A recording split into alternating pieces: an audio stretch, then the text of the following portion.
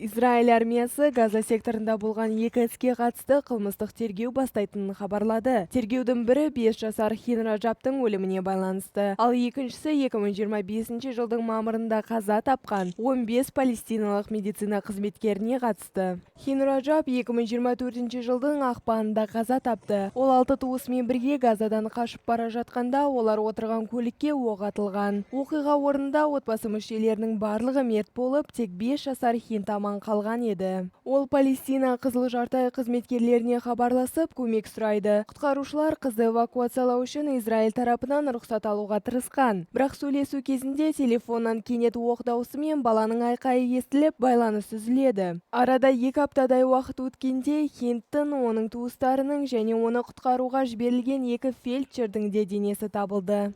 Екінші оқиға 2025 жылдың мамырында Рафах қаласында орын алды. Жараланғандарға көмекке ұмтылған жедел жәрдем мен төтенше жағдай көліктеріне оқ атылып, 15 медицина қызметкері қаза тапты. Кейін Біріккен ұлттар ұйымының өкілдері мен құтқарушылар олардың денелерін және қираған көліктерді жаппай жерленген орыннан тапты. Бастапқыда Израиль тарапы көліктер шамын өшіріп, күдік тудырды деп мәлімдеген. Алайда кейін табылған бейнежазба бұл сөзді теріске шығарды. Таспада жедел жәрдемнің арнайы дабыл шамдары жанып тұрғаны анық көрінеді. Бұл екі оқиға әлемде үлкен резонанс тудырды. Халықаралық қауымдастық Израильді бейбіт тұрғындар мен дәрігерлерге әдейі оқ жаудырды деп айыптап, мұны әскери қылмысқа балады.